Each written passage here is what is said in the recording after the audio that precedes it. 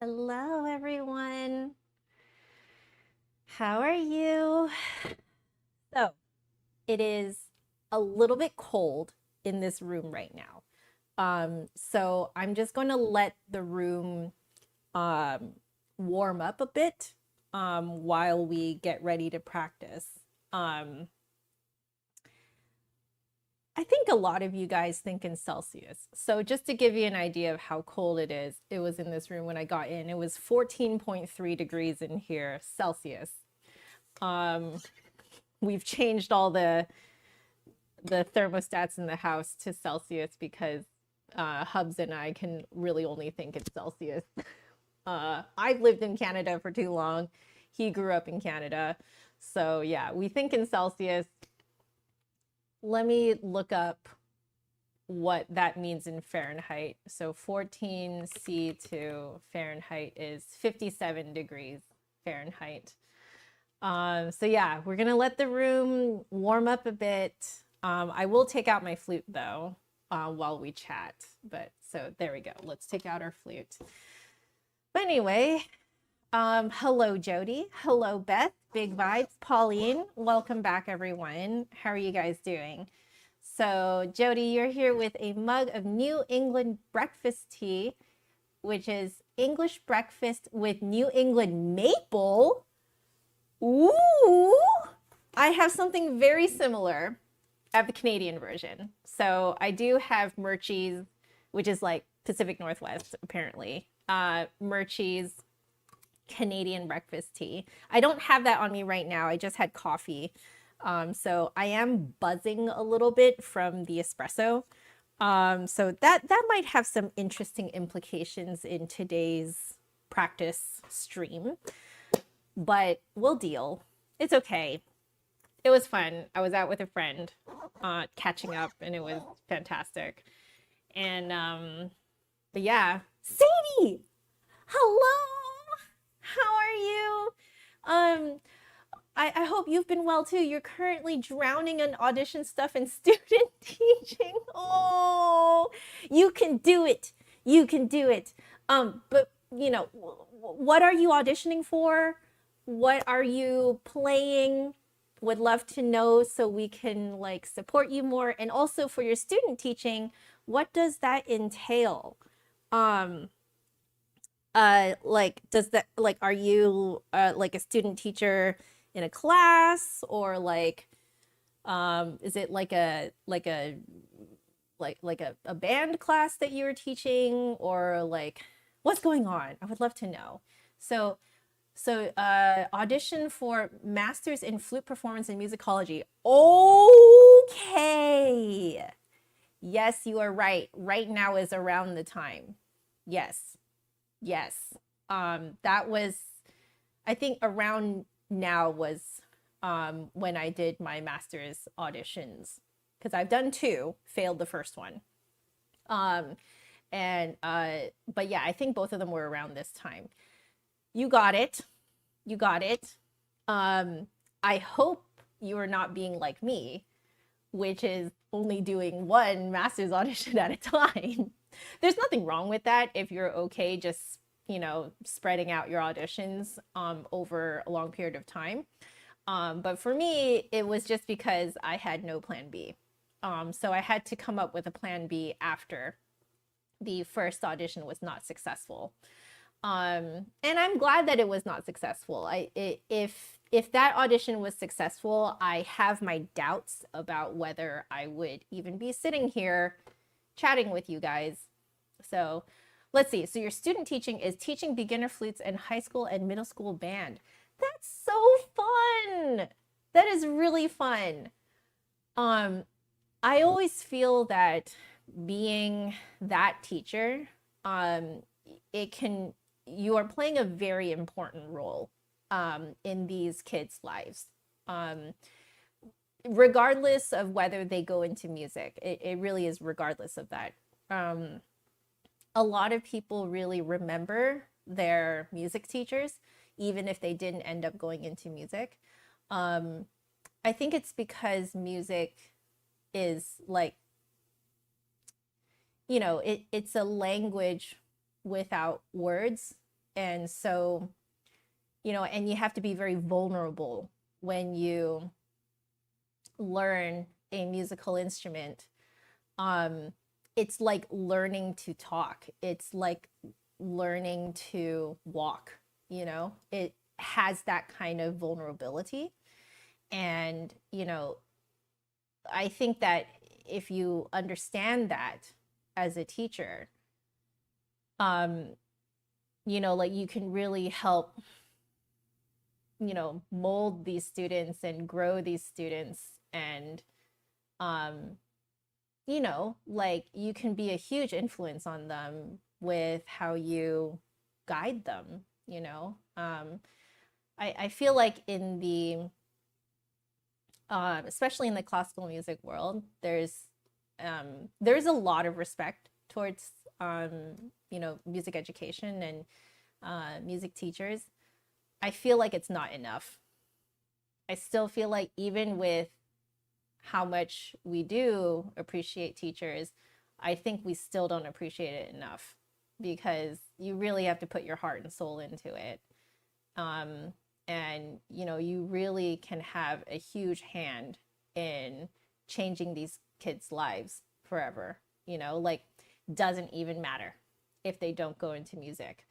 You know, who knows how your influence can change these kids and also change the future, because, you know, like based on how you treat them and how you mold them and how you guide them, there are a lot of life lessons that you can learn in music that will take them in other career paths too.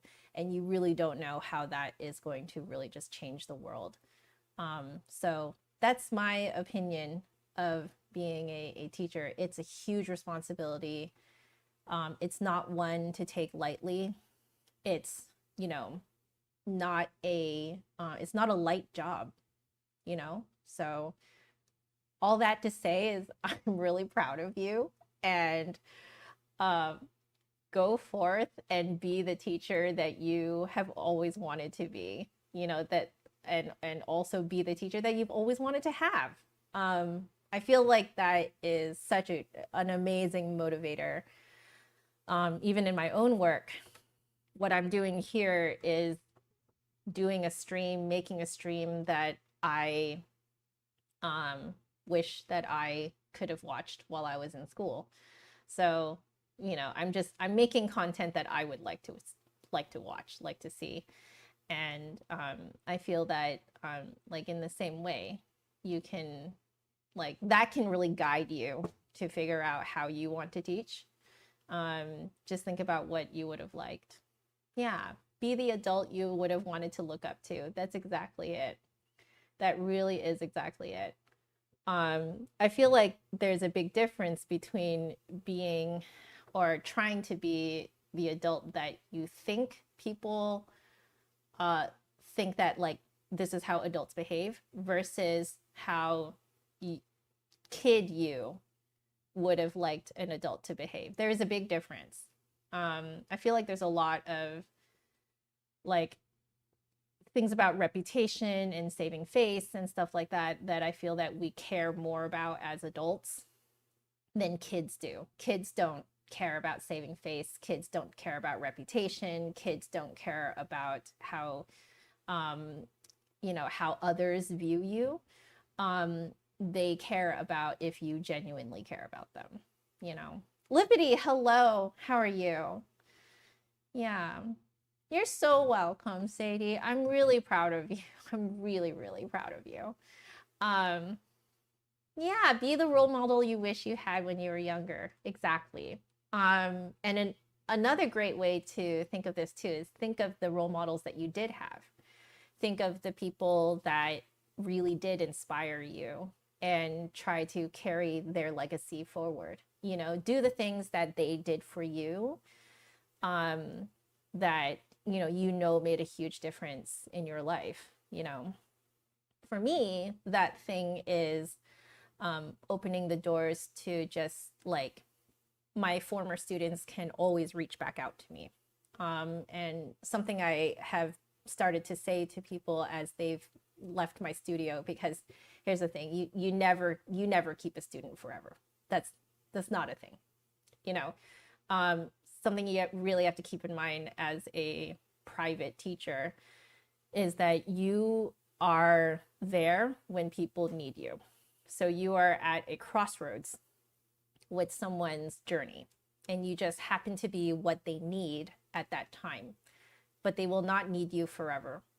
And so when it's time to say goodbye, what I started to do a few years ago, and I wish I did it earlier too, is I tell people that my doors are always open. You can always contact me. You're never going to bother me. You can even just tell me how you're doing. It doesn't have to be a question. It doesn't have to feel like you're reporting back or anything.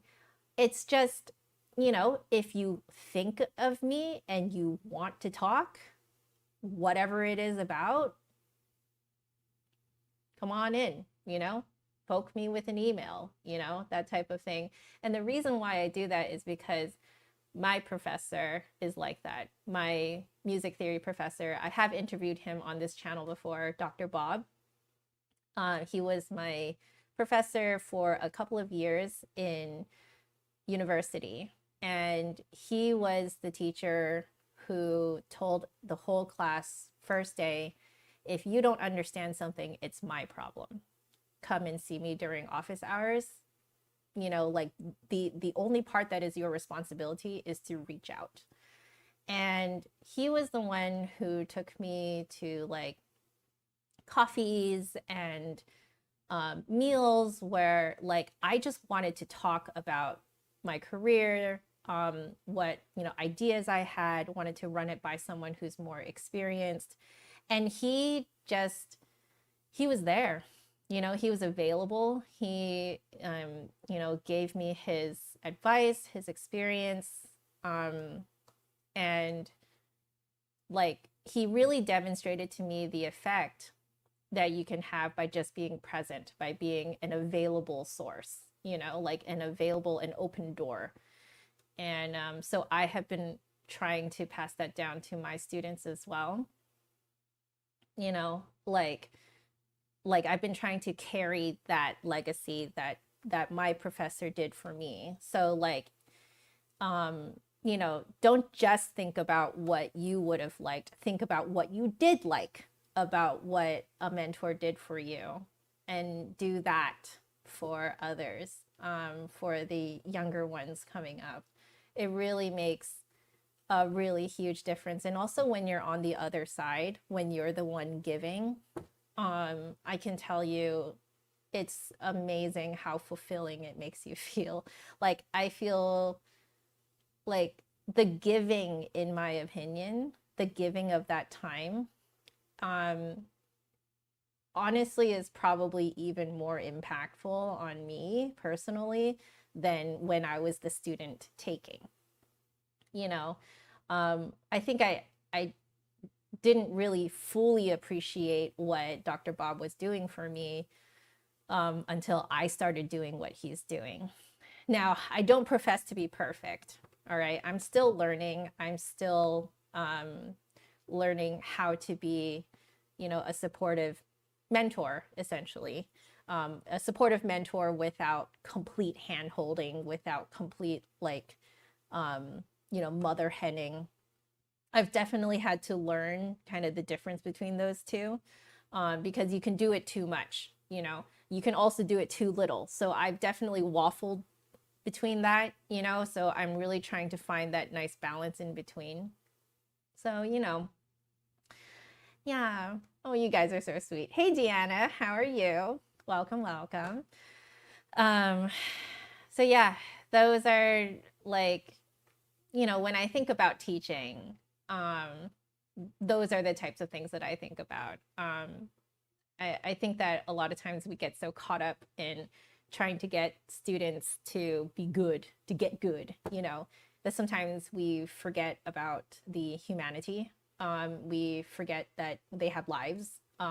We forget that, you know, that we have lives.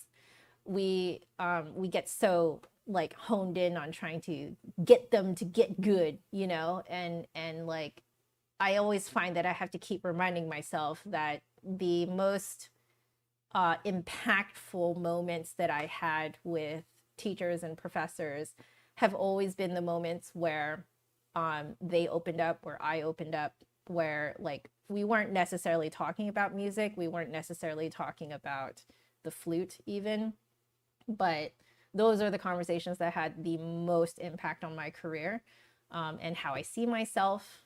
And so like definitely this is something that I like, I have to keep reminding myself that like, no, like, yes, we're going to nerd together in lessons and stuff like that and talk about, you know, how to play the flute and stuff like that. But obviously, because, or else they would not be flute lessons. But it does need to be balanced out with this awareness and like recognition that I have a life, that it impacts my playing, and that my student has a life and that impacts their playing.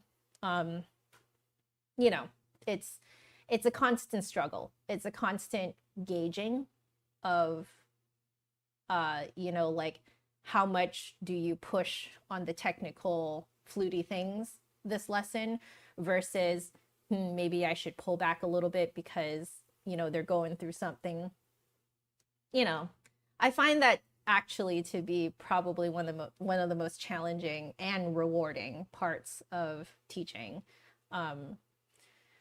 Yeah, I guess I'm a little bit of a, you know, of a masochist because I enjoy the challenge, you know. Noelle, hello and welcome. Lunch break live stream. Yeah. I'm actually going to go on my lunch break after this too. I've just let myself talk a little bit here because we're waiting for the room to warm up a bit. It is warming up now, so I think I will start practicing soon. But yeah. Okay. Before I start practicing, let me catch you guys up a little bit on sort of where I'm at, how I'm feeling right now. I knew this was going to happen because I already planned on having an almond milk latte before this. So I already knew that I was going to feel buzzed for this particular stream. So just wanted to put that out there. I am feeling a little bit buzzed from a very good almond milk latte that I just had. And so, you know, I do have some water on me, so hopefully that will kind of help flush out my system.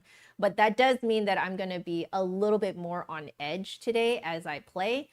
I would not be surprised if I have some tension issues today if I start playing, like resonating everything pretty high in my mouth today.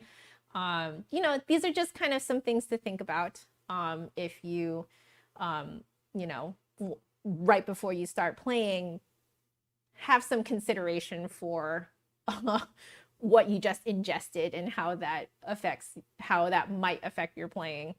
But yeah, I also wanted to just let myself talk a little bit because I know that talking kind of helps calm me and helps organize my thoughts. So that's what I was doing just now. But yeah, I think we can start practicing now. You guys can keep chatting, keep having fun. I'm just gonna put this out there. Anyone out there who has like especially a music related question, a flute related question, if you're seeing a lull in the chat, feel free to just pop in a random music question. Or if I'm doing something that you have a question about, feel free to just pop that into the chat. I do just request that, generally speaking, if you are noticing that there's a nice conversation going on, please be sure to, like, if you join in, that you are joining in on topic with everyone else. You know, unless it is a specific question about what I am currently doing. If there's something that I'm currently doing that you have a question about, feel free to just like butt in with the question. Everyone will understand why you're asking that question while they carry on whatever conversation they have. I have noticed in some of because I've been looking back in some of my previous streams over the last couple of weeks, I have noticed a little scattering of like interruptions in conversations where a conversation was going very well in the chat and then someone just kind of like popped in with a very unrelated question that has nothing to do with what I am doing or what people are talking about. So I just ask that you guys respect the conversation that is happening at the moment. Make sure that it has something to either do with what I'm talking about or what other people are talking about. But if you notice a lull in the chat, no one's really saying anything, then feel free to just come in with a random question, random music question, something like that. I just wanted to kind of put that out there, that this was something that I noticed in the chat. And I'm not scolding you guys or anything like that. It's just that I would like to bring awareness to that. Most of you guys already do this. So I may be preaching to the choir right now, but I did want to just put that out there, that like would love for you guys to just kind of have a coffee shop type of vibe in here. And it's hard to keep the coffee shop vibe going if there are constant interruptions to the conversation that is currently ongoing. So just wanted to put that out there. Just, you know, a very respectful reminder to you guys, or to, not to you guys in the chat right now. You guys are like, I'm preaching to the choir at the moment. Okay. So, but for anyone else joining in, I just wanted to make sure that that is, you know, clear. All right. Have a wonderful time teaching, Sadie. Yes, catch me next time. I am also, by the way, before you go, I am streaming Lantern Rite from Genshin Impact. So if you want to see my reaction to it, I do have one already archived from 2 days ago, and I'm going to finish the story part of it tonight. So if you have time and want to hang out, I'll be here. Okay, so let's start practicing. I'm gonna go and turn off my heater just so that it's not whirring under the flute microphones. So give me a second. Okay, there we go. We're good there. Let's head on over to this. Perfect. Okay. And we will start practicing. So here we go. All right. We'll get the timer going for once in my life. Here we go.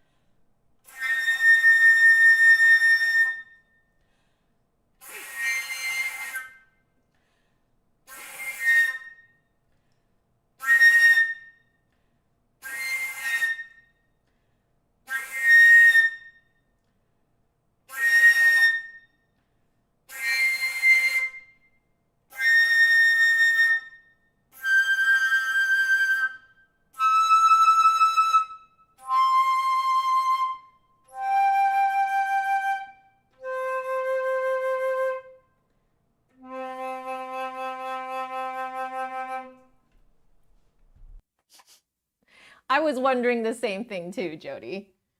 Well, you revived the chat, so congratulations. I think what happens is that, so the chat here is hosted by Streamlabs.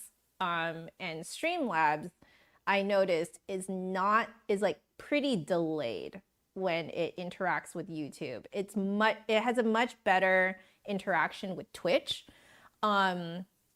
And so like I noticed that when I change scenes, that it only saves up to like a certain point in time with the chat. So congratulations, Jody, for reviving the chat on this side.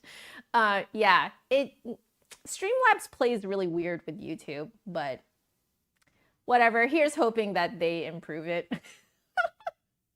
Okay, I do need to pop in my earplugs or earplug. So I just need the one. No, that's the big one. You have to use the small one for this ear. Yeah, I am noticing that the high one is a little bit more resistant. I'm still playing with the amount of air speed that I can get away with on the highest one. And like kind of experimenting with the where it resonates in the mouth, how far forward should I actually jut my lip so that the opposite edge of the lip hole catches the faster airspeed. So forgive the screeching, but I am going to try up there again a few more times just to kind of experiment with that a little bit more.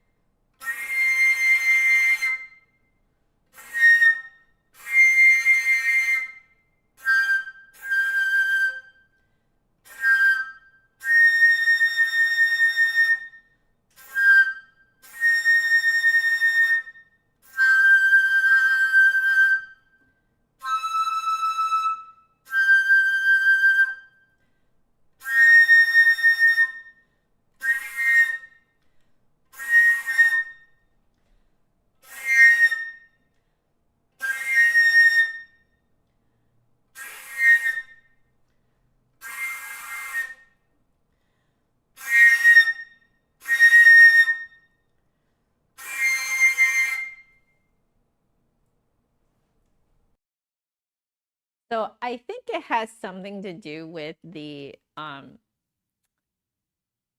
how the air comes out of my mouth when I resonate that high and back. Let me experiment a little bit more.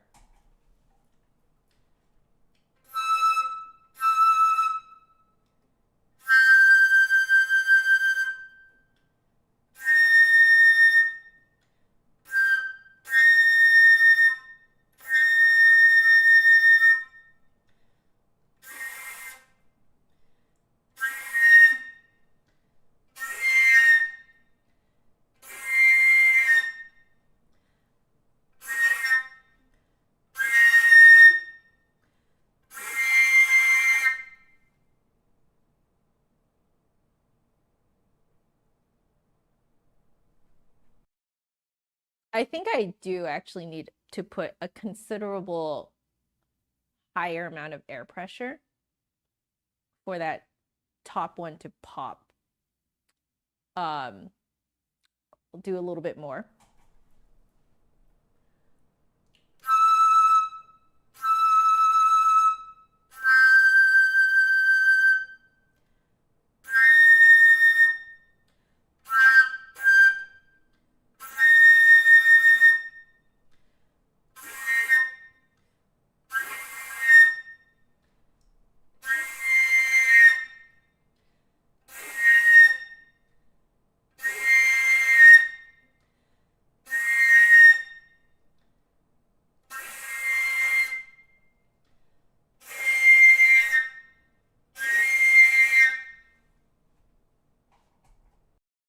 Okay, I'll take that. I will take it. At the very least, I can get it out several times in a row fairly reliably, I would say. But yeah, I'm definitely feeling like it's a little bit, I get a little, like my mouth gets a little bit confused because I know that I do need to like lip out for the top note.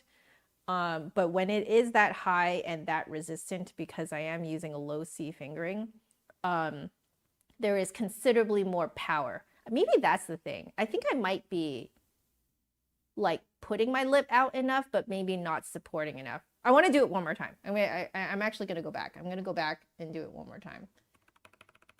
Yeah, because it could be that I'm not supporting correctly, but maybe my lip is in the right place.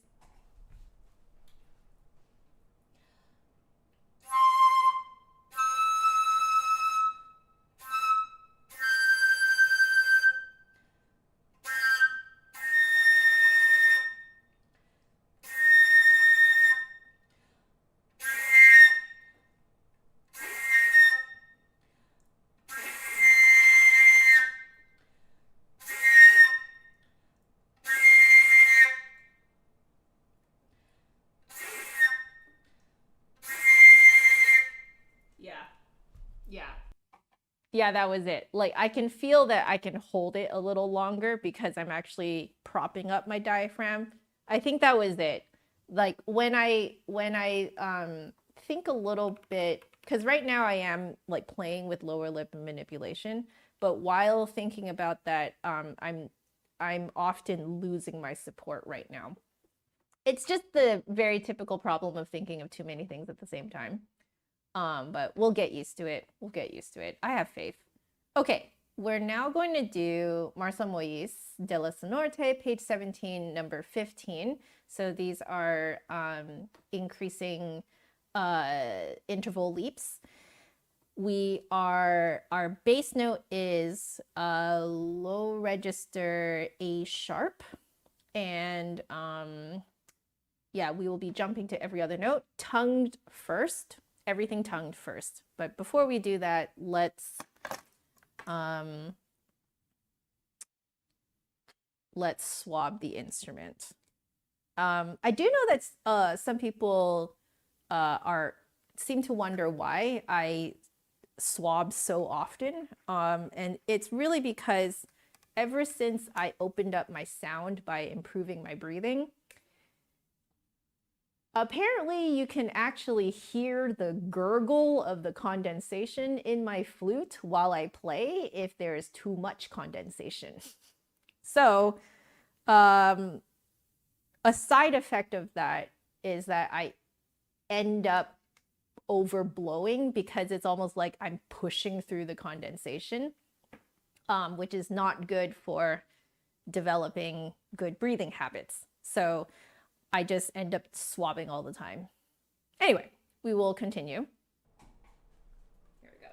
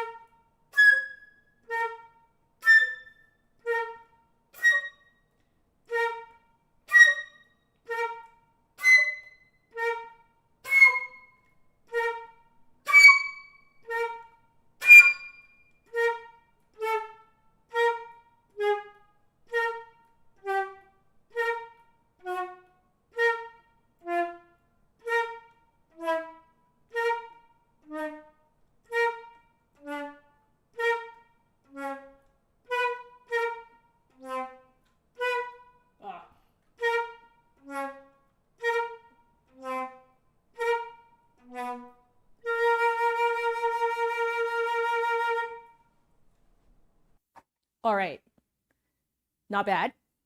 We'll start with the goods, which is I am definitely not like pushing as hard in the high notes, like, or pinching, that is. Low notes also not pushing as hard. However, now with the things that I can improve, I'm still pinching on the high F sharp, so I want to open that up, just kind of up. And then on the low notes, I think I let go of my support. So I want to try those two things out before we move on to the next articulation.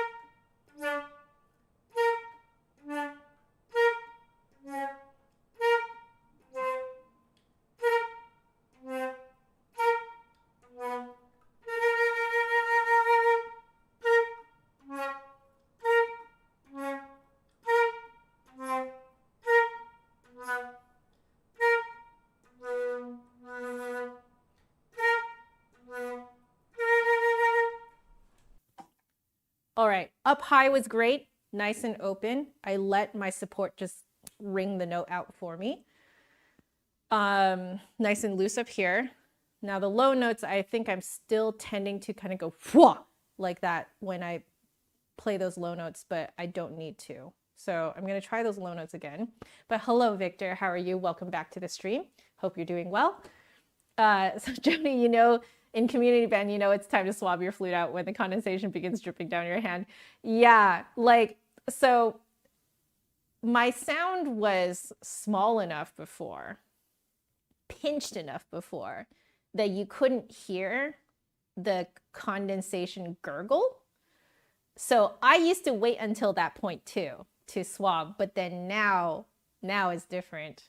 Carol, hello, welcome back to the stream. I hope you're doing well. How is life? Okay, we're gonna do the low bits again, but this time we're gonna not try to do the whoa, whoa, like that into the, I just need to trust. It's gonna come out. It's kind of like how I had to trust. I'm learning to trust that the high notes are just gonna come out. So I need to trust on the low notes too.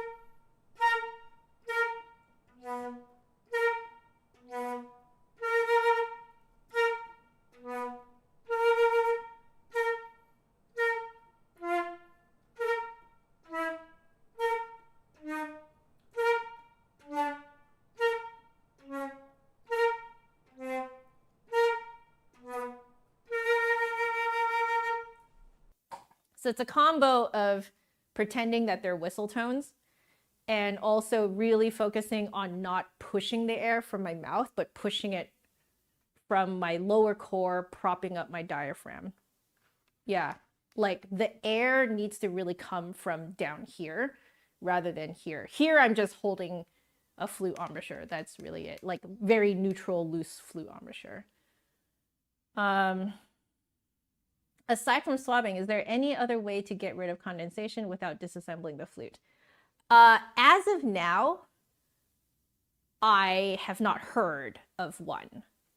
In fact, your question is precisely why I did spend $55. This thing is $55, guys. 55.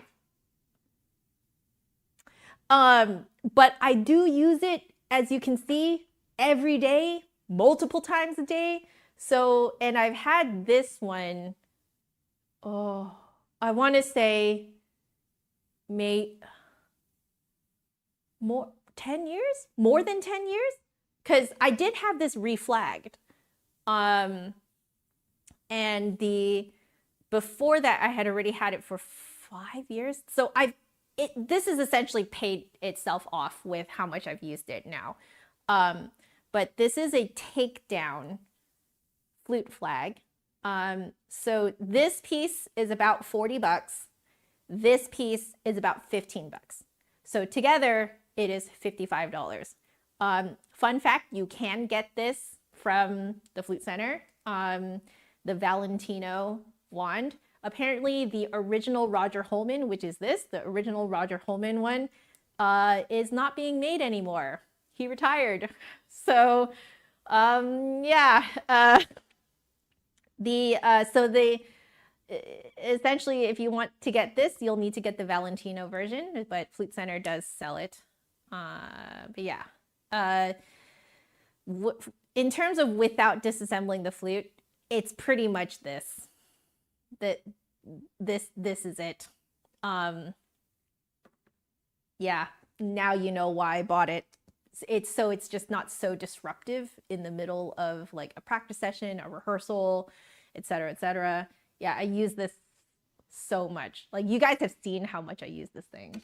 So yeah, it is expensive, but if you do actually use it almost every day, it does kind of pay itself off, you know? So there you go. Yeah. You prop it on your music stand at band, gets lots of interesting comments. Yeah, this does. This always gets really interesting comments. Yeah. So you're thinking of doing some sort of pom-pom on a long ribbon with a little bead on the end. Kind of like what they used for like clarinets, oboes, etc., right? Because usually there's like a little weight on one end tied to a string, which is connected to a like cloth, right? And then they pull that through. So if you wanted to do that, you could do that and only have to take out your head joint, which is totally fair to do. You know, that is another option if you'd like. Okay, that was pretty good. Let's do the second articulation, which is slurring from the bass note. So we'll do that. You guys keep talking. Yeah. Yeah, exactly. You'd have to still take off the head joint to do it that way. But it's better than having to take apart the entire instrument, right? So, okay.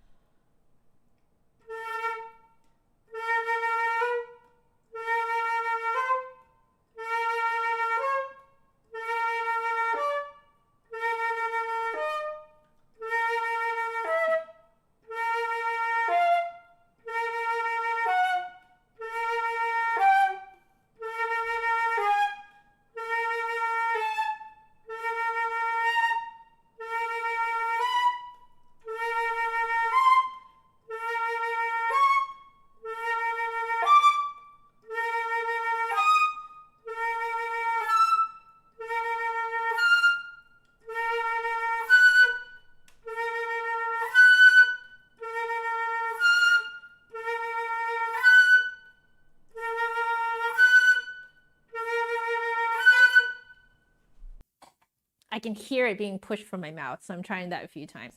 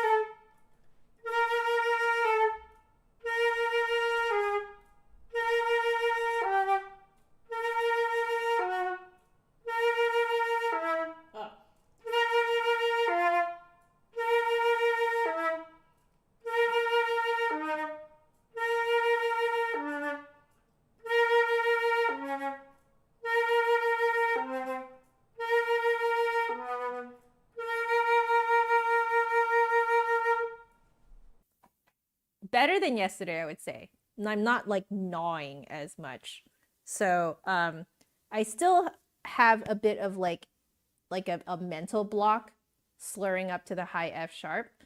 Like I really have to trust my support, and I'm not trusting my support right now. So I'm gonna go back and do that bit right there.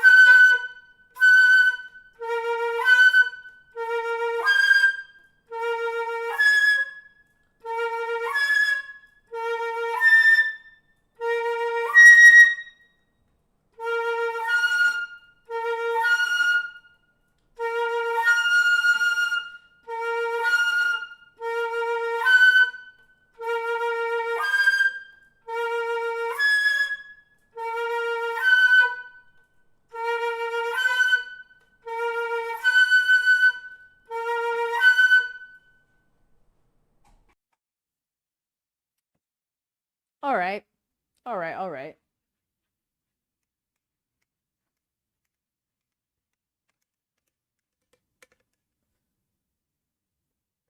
Ah, Beth, you have an old silk clarinet swab that you use on your recorders, which is pretty easy. Yeah, I could see that being very useful.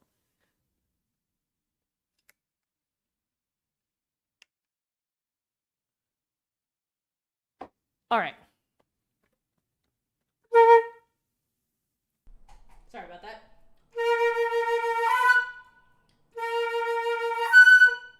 There it is.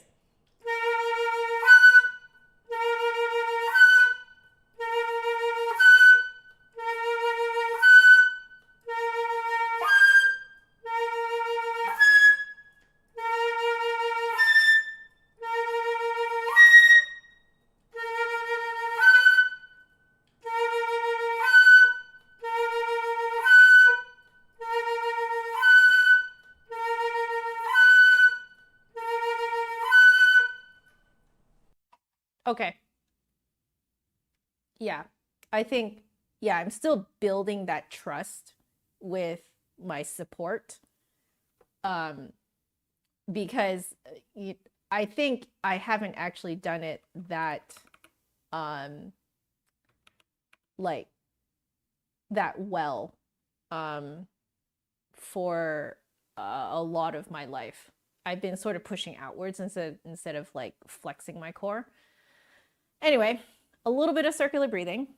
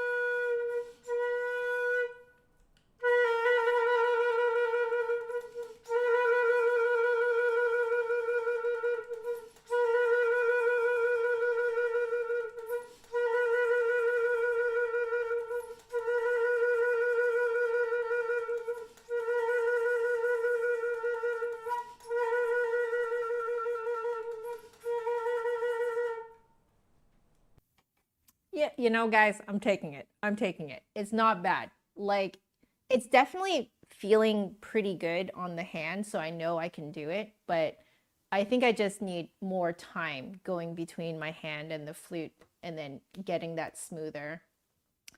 It's not bad. I will take that. I will take that. Okay. Oh, right. Before I move on, I will update what I'm doing next time. So we'll start with articulation 3 for Della Sonorite next time. We are now on Marcel Moyse 480 exercises, and we are on number 415 today. So let me scroll down to 415. Oops, where is 415? Okay. Ooh, okay. So we're doing seventh chords, just going up and down. On F sharp. The root note is F sharp. So yeah, so I actually have had a couple of students who had to, for financial reasons, start on like a $100 or $200 Amazon flute. They're kind of like the random brands, you know, like Glory or whatever. They surprisingly work. They are exactly as Deanna says, very temperamental, but like it's surprising that they work as well as they do. Like, will they last you forever? Probably not. Are they kind of clunky and temperamental? Yes. But they surprisingly work. They do. Like, you can play on them. So, you know, I always tell people that like you gotta just you gotta, like, if you want to start, you gotta start with something that's within your budget, you know. Will I play the piccolo on President's Day? I will not. In fact, I will be taking that whole day off, so I'm not going to be streaming on Monday. I try to line up my off days with John's off days. There was, I think there was one day in January that I should have taken off, but I did not have the forethought to do so. And so John had like half the day off, but I didn't. And it was just, it just felt bad, you know, like I didn't like the feeling of having to like think about work and go to work while John's like relaxing and waiting for me. So yeah, I will be taking the day off with John that day. You have a glory. There you go. I guessed it. Yeah. So right now you're tooling around to see if it fits what you need at if you're just tootling around, it fits what you need at the moment. Exactly. And it's not like a huge investment, you know. It works for what it is. It will not last a long time, but it works now, you know. So like it's a great kind of like interim trying thing. You know, if you do want to study the instrument more seriously though, I am also of the opinion that there should be an upgrade in order, but I'm sure you already think that. Thank you, Victor. Appreciate it. Yeah, see, Big Vibes also agrees. Glories are actually quite good for their price, surprisingly. Yes, they are. I am surprised too. I mean, my evaluation of them is fully based on my students who have had to start on glories. We could still learn on them, you know? Yeah. Ooh, a used Yamaha 221 from your clarinet tech for 175. That is steal. That is a steal because new Yamaha 221s go for quite a bit. If I'm not mistaken, they go for about 600 or 700, don't they? Something like that. They're a little bit on the higher end price wise, at least in the States, for beginner model flutes. Yeah, and that's in Canadian dollars. Oh my gosh, that is a steal. That is a steal, an absolute steal. Wow, that's impressive. Okay, guys, keep talking. I'm gonna start practicing.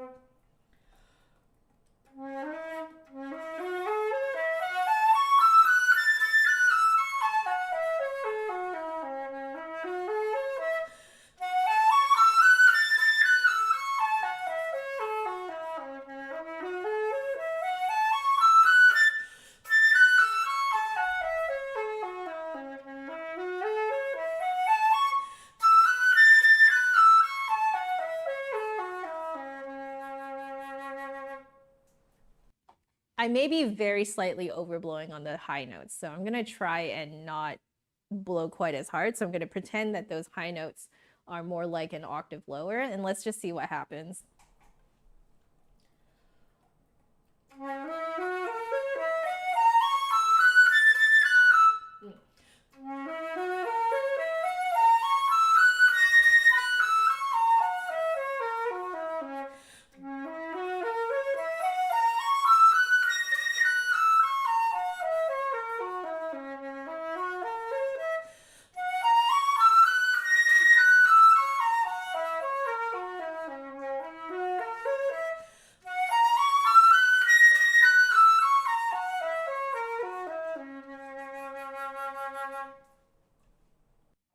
Okay, I kind of angled the air too far down at one point.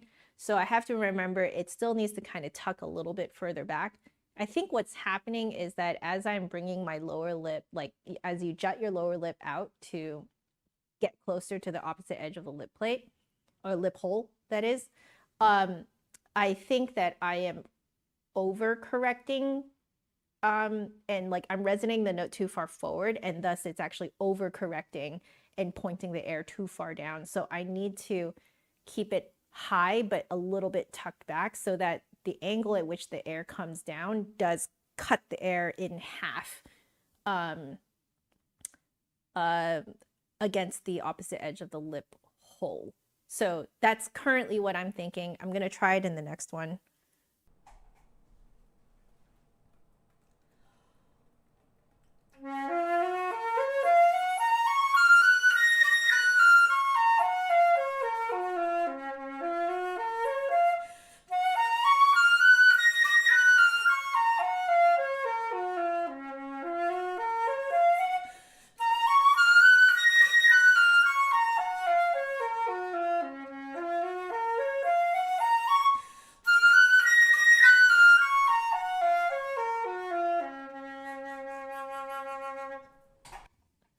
I like how that sounded nice and big and open without sounding like it's like being like pinched.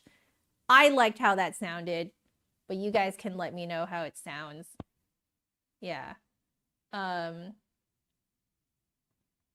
Flute for Dummies? I wonder if I have that book.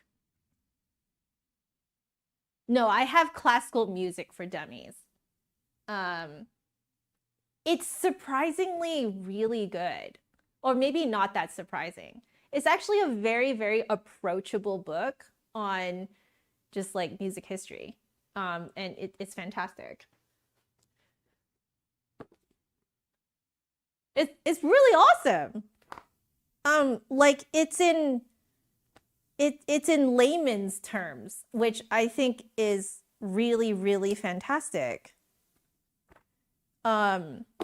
You know, it's not, it doesn't read like a textbook, which I think that's like when the writing is so dry, like in a textbook, that's when the information just does not get into your head. So I actually do highly recommend this if you guys wanted to like, you know, find something that is written in an approachable way, just about like music history and like just general music concepts and stuff like that. It's good. I also have A Complete Idiot's Guide to Music Theory. And again, I also really like this because this is written also in layman's terms. Like they use contractions, they use just like very casual speak, very approachable, but it does still make you do like, you know, analyses and stuff like that. So you're doing very technical things, but it's just explained, you know, there's the rhythm tree. It's just explained in a very approachable, down-to-earth manner. I think, yeah, mine even comes with a little CD. I highly recommend this. Like, it's great.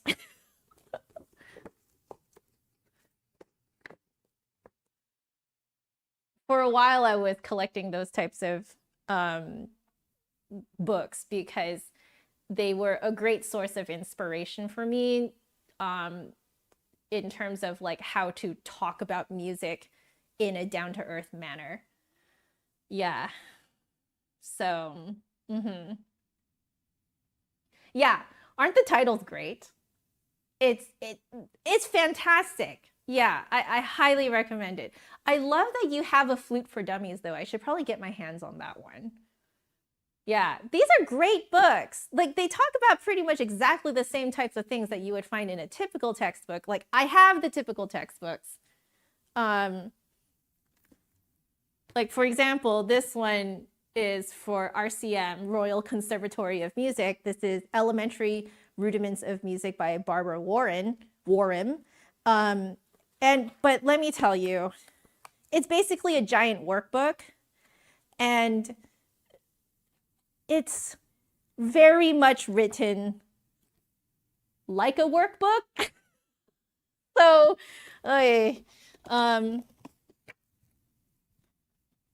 yeah, I have like legit textbooks here too, you know, and they're all just written so dry. Hey, Michael, how are you? So yeah, it's like, I feel like especially if you're learning this stuff, you know, for fun, as a hobby, like to review, and you actually want to get the actual information into your heads. Personally, I don't really recommend the super academic sounding ones because it's just so dry that I don't particularly find that it really gets into a lot of people's heads what's actually going on. And yeah, I don't recommend it. But then again, that's not to say that that is the case for everyone. I am very aware that there are people out there who do prefer the more academic writing, because to them it's more clear.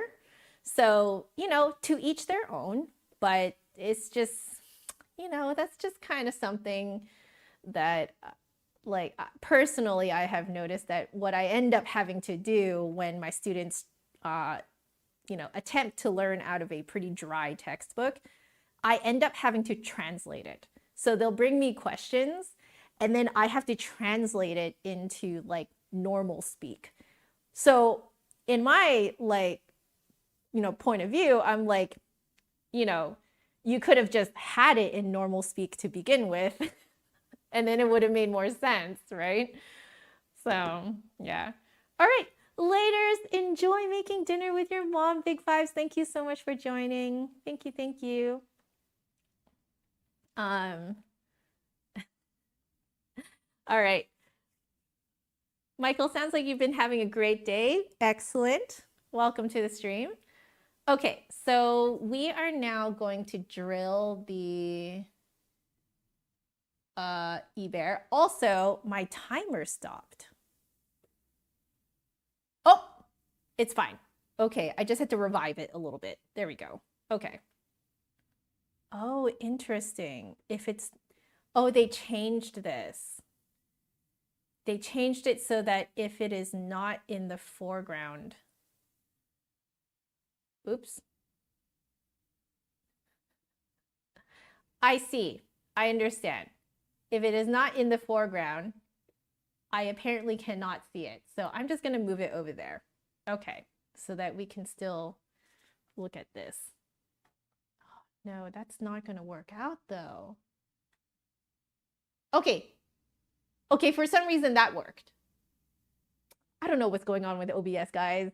Technology is weird. Okay. Let's do this. So we're drilling the opening.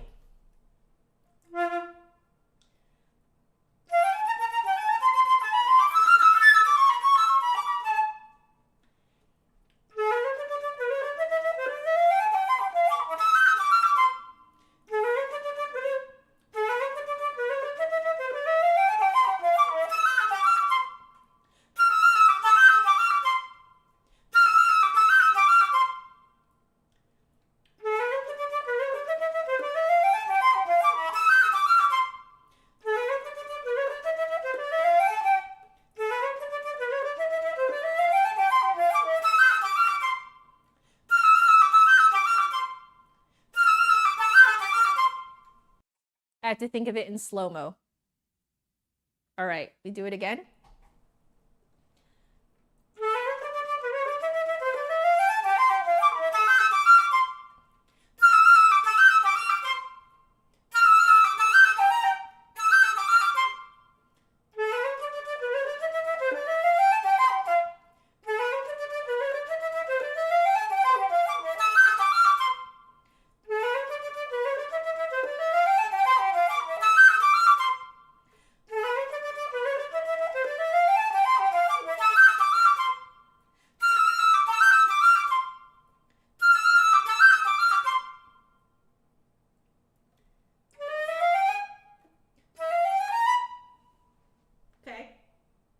do want to drill the beginning.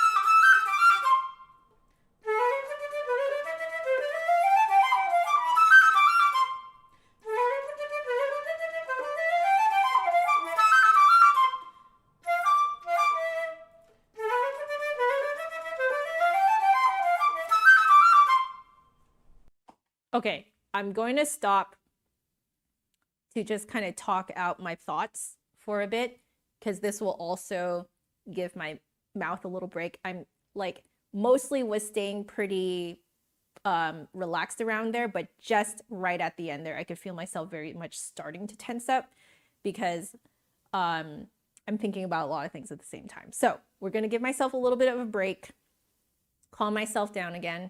But we'll think through what I just did. So I did a little bit of lip manipulation to ease my way up to the high A. And so that's now coming out very reliably with proper support. So that is sounding really good all the way up there, not pinched, at least to me. And then the second phrase, definitely coming out a lot more reliably than before. I do need to really think about the there's like a little scale pattern that I am tending to just kind of like rip through way too fast. So I'm thinking about that in slow-mo, and that is really helping. And I'm also focusing on the triplet feel. So that is really helping as well. But yeah, generally keeping everything as neutral as possible, just with the very tiniest subtle lip manipulation, just to make things a little bit easier, but mostly relying on like good core support. So I am really happy about that. I think I would like to just like keep drilling this over the next quite a few days, because I feel like I haven't drilled the third movement as much as I have drilled the first and the second. So the first and the second movement both feel like extremely familiar to me right now. Like I can pick them up after months of not doing it, but I don't feel the same thing for the third movement. So I think the third movement needs a lot of drilling, a lot of repetition to build the comfort and the confidence and the muscle memory.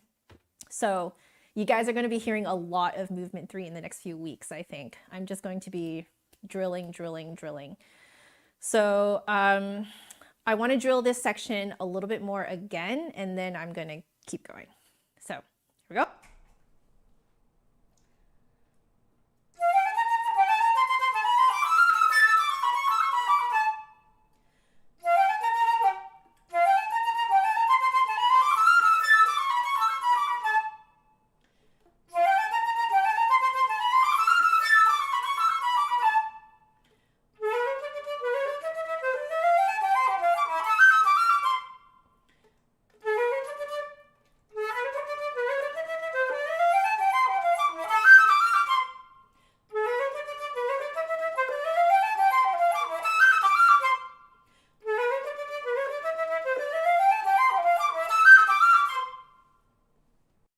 That was a good one. Thank you, Victor.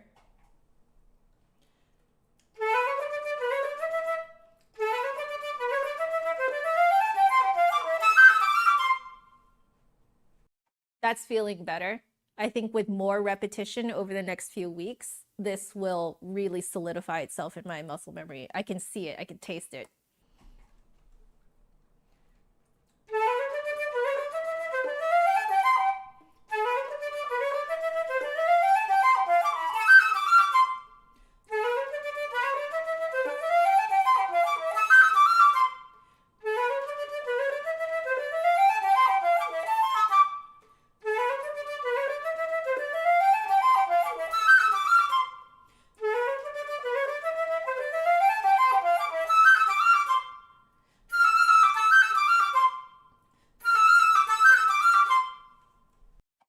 little bit of strategic cheating there.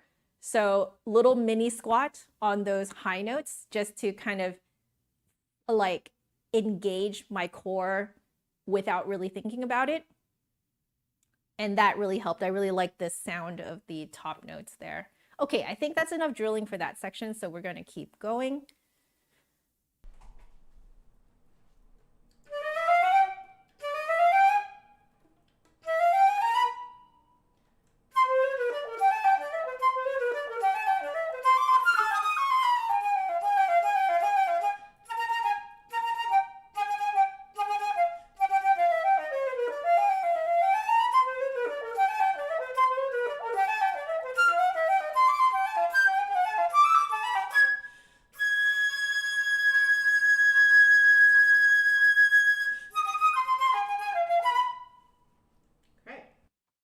I'm not overblowing as much. Michael, I'm just going to very respectfully ask that we hold off on the video questions. I am not comfortable promising like week after week after week of videos. I am definitely attempting to do it, but I don't want to promise. So I have noticed you asking a lot, and I respectfully ask that we stop that, please. Thank you. It's putting a lot of pressure on me, and it's making me feel uncomfortable.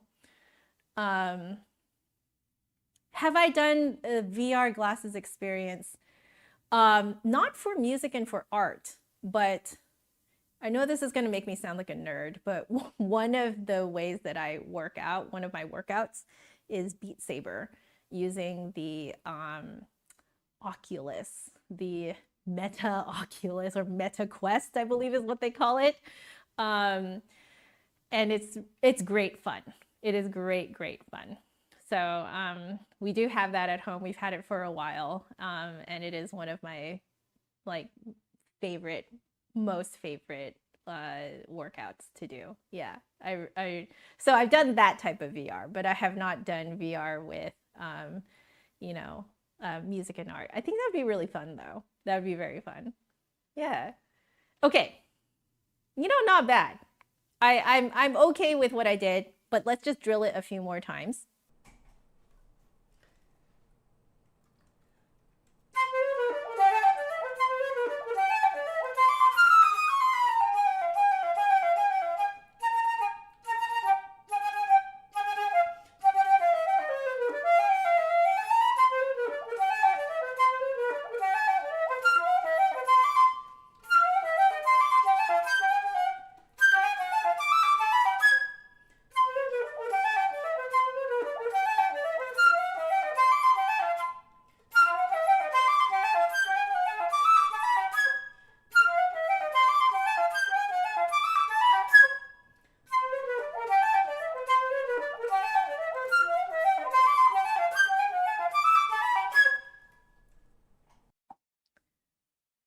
All good, Michael. I had a feeling you didn't know, so let's just keep the communication line open and just talk about it, you know? That's what communication is for. That's what talking is for. So thank you for understanding though. Okay. I think what is happening here is I get hung up on a certain part that I'm thinking of, that I'm trying to think of slow-mo, and then I get stuck there. So I have to keep going. It is not unlike trying to play Beat Saber or DDR and stuff like that, where you have to keep reading ahead and you can't stop reading ahead. So I have to keep visualizing ahead, and I can't stop visualizing ahead. So I think this muscle memory building though is definitely helping that. So let's do it again.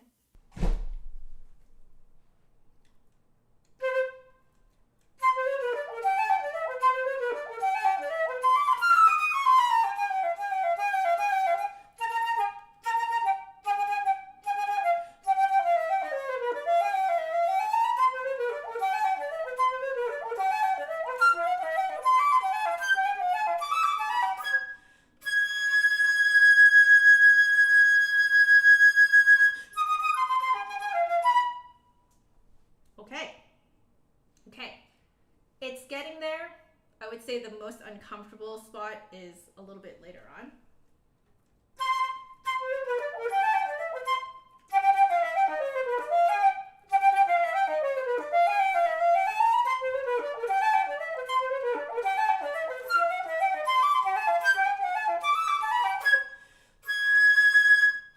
Okay, I did discover something there. So I think when I start getting hung up on a certain spot, I stretch my fingers.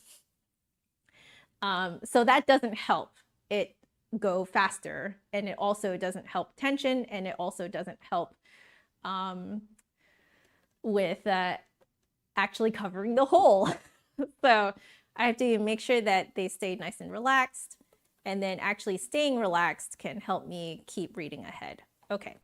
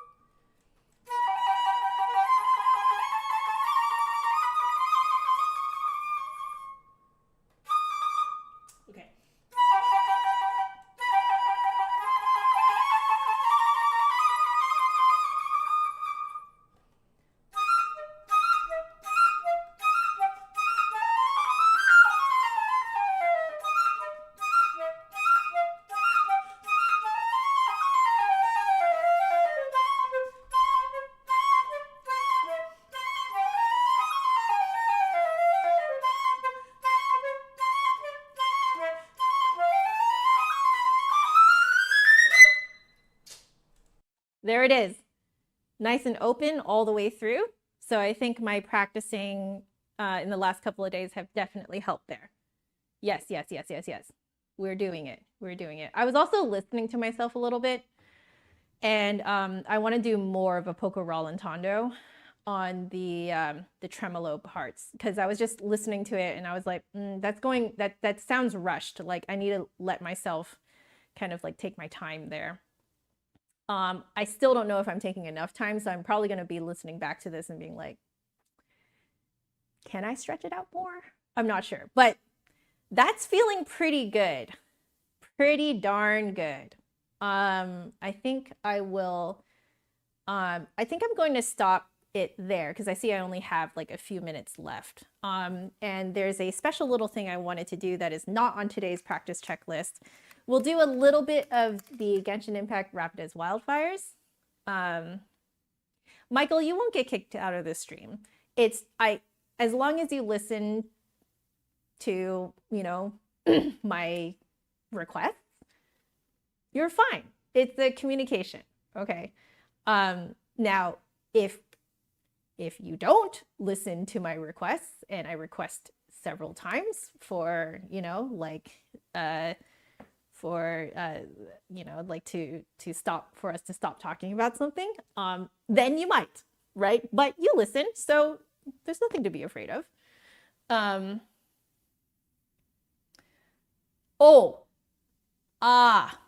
I will let me give you a warning, Deanna. I know that a while ago, this is a long time ago, it was very popular to put a cigarette paper underneath, or like a dollar bill or something, underneath the pad, close it, and then rip it, or like essentially drag it. Do not do that. If you do that, you will rip the pad.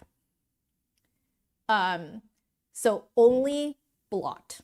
This was something that was specifically told to me by a flute technician. So do not do the close and drag. Do not. Only stamp. That's it. Yeah. So, yeah. Do not do that. That is not good for the pad. I'm just gonna put it out there. I'm not perfect. I did it myself too when I was younger, because that was how everyone did it. And I was specifically told by a flute technician to never do that. Now, how can you get it to stop sticking? Well, I like to use the flute center polishing cloth to put it under the keys and then just blot it. So all you're doing is closing the keys. You're not closing it and dragging it. None of that. Okay, so only like this. And this thing, for some reason, is extremely absorbent. The other thing that you can do is, I just learned this from one of my students. You can get these microfiber, like they look like, they were very popular in like the 80s and 90s. The like red and yellow sticks with the fluff. So apparently it was redesigned and it is not fluff anymore. It is microfiber and you use it as a dehumidifier. So it is not a cleaner. It's this thing. I do actually have a photo of it so I can just show you guys. Let's see, can I put it in there? No, I have to actually, let me just pop an image in here for you guys to see, so you guys know what I'm talking about. Okay, so let me make that smaller. It's this thing. You know this thing? So it was apparently redesigned. It no longer uses fluff, it uses microfiber. So you have to clean the flute first. Do not use it as a cleaner. Do not use it as a cleaner. You have to swab out the flute first. The flute has to be dry. And then when you put it in the case to store it away, you put that thing in there so that it essentially acts as a dehumidifier and it wicks the moisture from your pads. So if you live in a humid climate, this is a game changer. Now, if you live in a dry climate, it ain't gonna do squat for you, okay? But yeah, if you live in a humid climate and you notice that your keys get sticky all the time, that's a great thing to do. But heavy warning, do not use it as a cleaner. Do not use it to clean the flute and get it all wet and sticky and disgusting and leave it in the flute. That is just a recipe for bacteria to grow everywhere. It's not good. So yeah, that is, a lot of technicians will tell you never to use this. But I just recently learned that one, it was completely redesigned. And two, it was never actually meant to be a cleaner in the first place. It was just widely misused. So there you go. Yes, Carl is absolutely right that there is I lost mine. I lost my small microfiber pad blotter. Yes, you can absolutely buy one. Carl is absolutely correct. I have just been lazy and have not ordered another one because this is so effective. But so I think what I actually need to do is I do have fabric scissors, so I really should just kind of cut a piece off so it's nice and small. BG, yes, you're right, it is BG. So BG has a wonderful one. I've used it for a while, but I lost it during the concert that I was playing back in May. So it's gone, goodbye. But because this has been so effective, I just have been lazy and I haven't ordered another one. Yeah. So agree with Pauline. Also, don't play directly after you've eaten or had something sweet like soda or candy. The pads can become sticky then. Yes, pretty much anything that's on your teeth, you'll end up blowing into your flute. So that's why you will see me like rinsing my mouth before I start playing. I had an interesting case with a student who realized that they were causing their pads to get sticky because they brushed their teeth with a very specific toothpaste that kind of sticks to their teeth a little bit. And they were just noticing how sticky their pads were getting. And it took us a long time, but they finally figured out that it was their toothpaste that was getting all stuck in their keys. So then they stopped using the toothpaste and they were just like water brushing, basically, just without toothpaste before playing. And the issue nearly 100% solved itself, but they do also live in a humid climate, so the pads tend to get sticky. Yeah. So there you go. So Carol, by the way, if your key is stuck down, it's probably binding is what the word is. You probably need to take that into a professional flute technician for them to take a look at it. Do I rinse my mouth with water or mouthwash? Water. Because if it's mouthwash in there, you're blowing mouthwash into your flute. I just do plain water. Anyway, let's, play for fun a little bit. Oops, sorry, guys. My goodness. There we go. Wow, the scuff is real. Okay, let's play a little bit to end off this stream. And then I wanted to do something just kind of for fun. I was listening to it in the car, and I figured that it kind of goes along with what I've streamed before. So first, though, let's do a little bit of Rapid as Wildfires. Just a little bit. And then I'll need to go and grab some lunch. So here we go.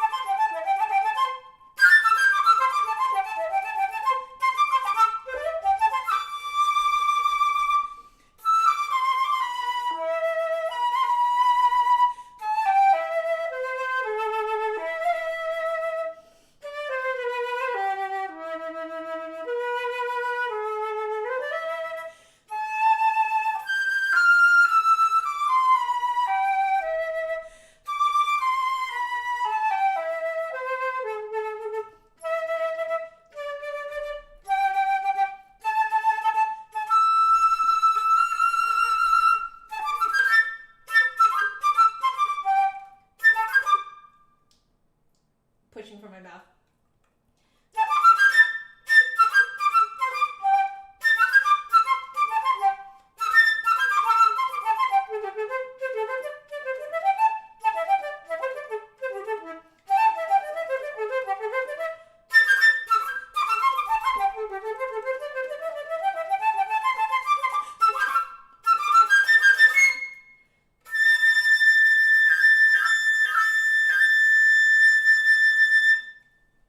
All right, the grand experiment is to see if I could do that without the sneak breath.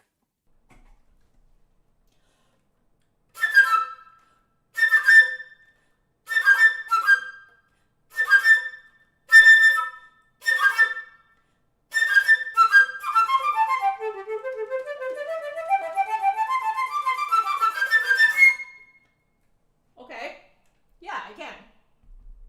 Okay. All right, now I'm going to move this back up here. And I wanted to end the stream with, this is the song that plays at the end of Furina's story quest in Genshin Impact. This is kind of like it's her like, almost like self-discovery song. She has spent her whole life acting a role that is not her, and this is her kind of like almost like embracing herself. I'm trying to keep it vague so that I don't completely spoil it if you guys want to kind of feel the emotions for yourself. But yeah, I was listening to this in the car earlier and I was like, I really want to learn this on the flute. So I did find someone's transcription of it on MuseScore, and I am going to give it a try. So here we go. Shane, hello.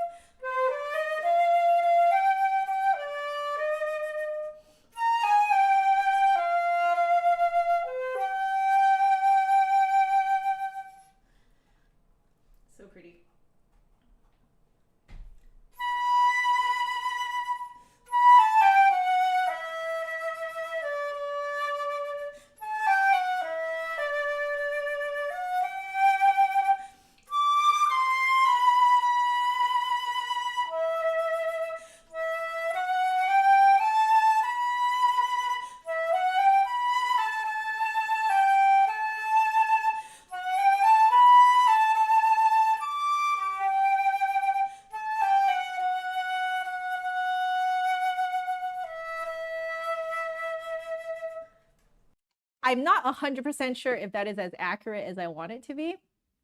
So I'm gonna see if I can find another transcription. Oh,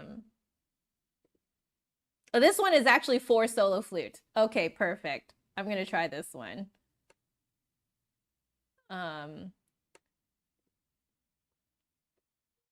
Let's try this one.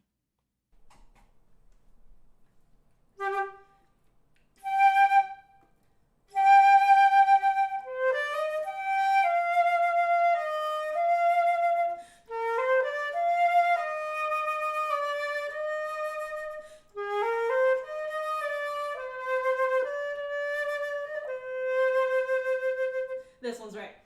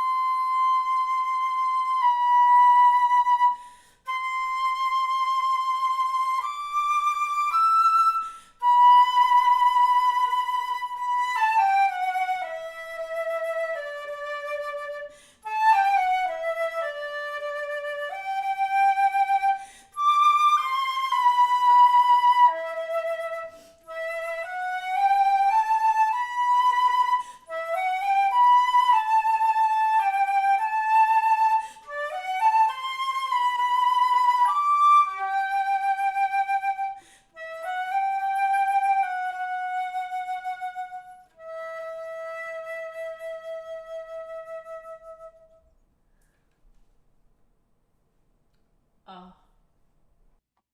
It's really like this part made me cry in the actual game. Farhan, hello and thank you for joining the stream. I appreciate the compliment. I do want to just make it clear that while I appreciate the compliments on my appearance, I request that we don't make those comments. It makes me uncomfortable, and I appreciate it. I do appreciate it, but at least in English, it can come off as a little too much, a little too forward. So I think I would just appreciate just no comments on my appearance unless it is just like a specific thing I'm wearing that catches your eye or something, like something that I can control. So yeah, I appreciate it, but at the same time, I would let's just make it a blanket rule that we don't talk about how I look. So thank you. I appreciate it. Let's see. Yeah, no worries, Michael. I figured that you're very open. So, okay. That was awesome. That was fun. I think I would like to memorize this. So, I think what I'm going to do is maybe let's change the practice checklist. I think I want to do this. Like, we'll just see what I feel like. Oh, oops, I misspelled it. Okay, wonderful. So I am going to have to, I think, make this a tad smaller. Okay.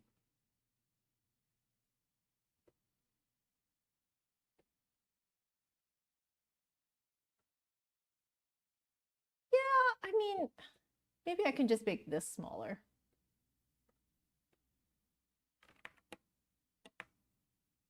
There.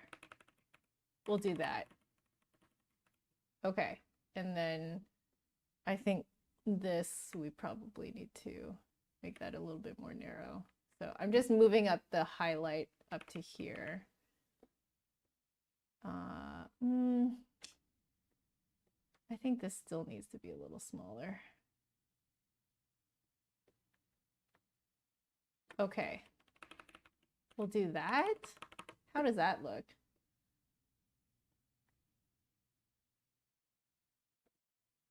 Yeah, okay, we'll do that. Maybe I'll move it down just a hair. Yeah, okay.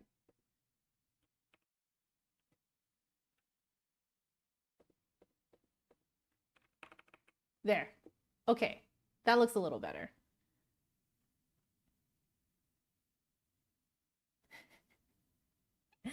All right. I love this tune so much.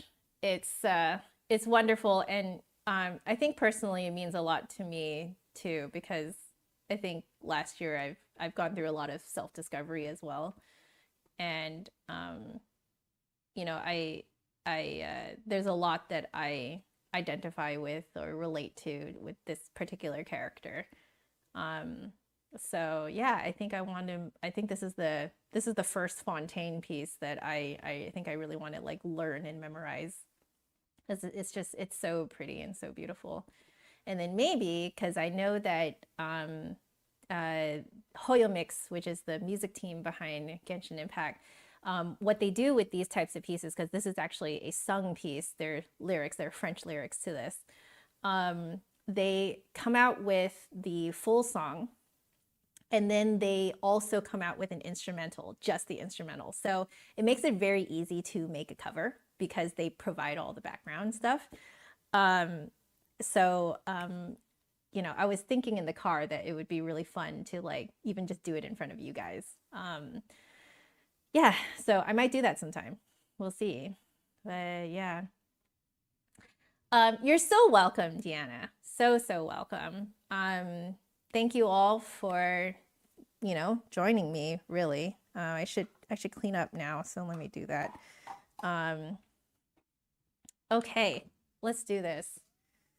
So I know there's been a couple of times or a few times today where I have requested you guys to, you know, like, you know, what to talk about and what not to talk about here in the chat. And I just wanted to mention that I've been giving it a lot of serious thought, if I should have even said all of the things that I just, you know, explained today. But I think ultimately I have decided that I really want to create a space where people are aware of others. I think that is the underlying thing. And like most of you guys, I think, are very aware that you know, that I'm a real person and that every other name in this chat is a real person. I think most of us you know, really realize that. But I just have noticed in the last few weeks that some of the conversation has been a little bit derailed, and I feel is messing a little bit with the vibe of the chat. So it's fine if we all get derailed together. Okay, that's one thing. But if sometimes I find that there are some points where I think we need to be a little bit more cognizant of kind of like what conversation we are stepping into when we are joining these live streams. So I just want to extend a big thank you to you guys for respecting my wishes. I know that it's not necessarily something that is normal to be requested from a streamer. I feel a little bit like I'm demanding it. But at the same time, I feel that it is like it's gone on long enough and I've noticed it enough that I think it is necessary to bring it up in open communication with you guys. And I also wanted to make it clear that for people who have been derailed, that like in conversations here, like I want to make it clear that you know, I don't want you guys to feel booted off of the chat. I don't want you guys to feel like, you know, that you can have a conversation going and then suddenly it's like not happening because someone asked a really random question or made a really, really random comment that has nothing to do with the conversation at hand and has nothing to do with what I am currently doing. So yeah, I just wanted to kind of like, I guess, re-invite those people back in. It's not unlike when you're in a conversation and someone interrupts. And this is something that I've learned from John. I was never really good at this. So this is also a very big step for me to speak up about this. But one amazing thing I've learned from John is he's sensitive. And so he notices every single time when someone gets interrupted. He's also called me out as an interrupter. And so, you know, I've really learned from John that when people are interrupted, you know, that it is possible to bring them back into the conversation. Thank you, Pauline. And thank you, Blue Moon. But yeah, this is just something that it has been weighing on my mind, that I've just noticed a lot of interruptions in the chat. And it is very reminiscent of like being in real life conversations and then like someone just comes in and interrupts and you know, it pushes people away. And I don't like that. So I want everyone to be very conscious that, you know, yes, you might have a question, but, you know, please wait until there's a lull in the chat.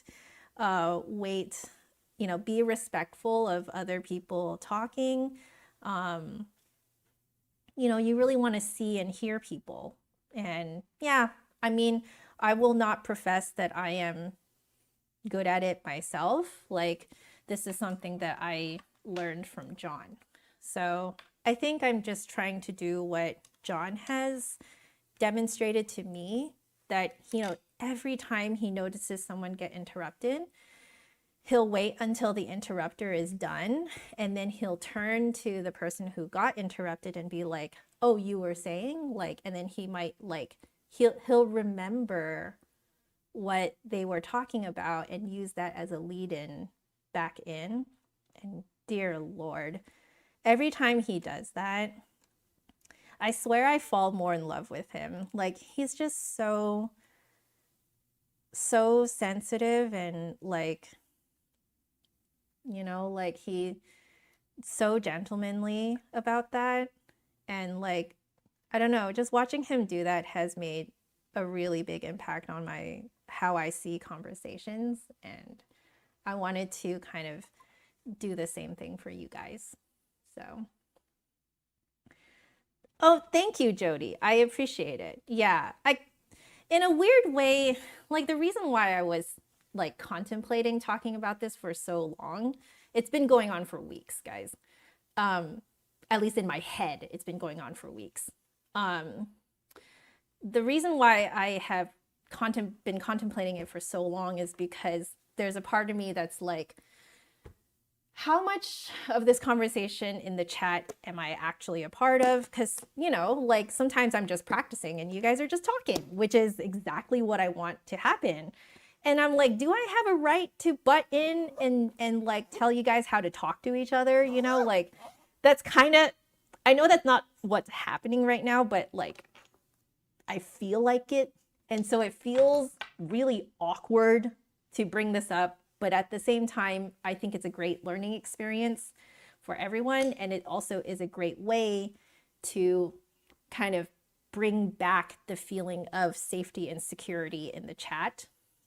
Because I really want this to be a safe space for you guys to like chat with each other, and interruptions kind of cause a feeling of instability. You know, like if you feel like people are not listening to you, do you feel secure? No, right? So yeah, I've been giving this a lot of thought, and I'm like, I think at a certain point, the interruptions are getting to the point where I'm noticing that it is, like, at least to me, it is creating a feeling of instability in the chat, and I do not like that. So, yeah.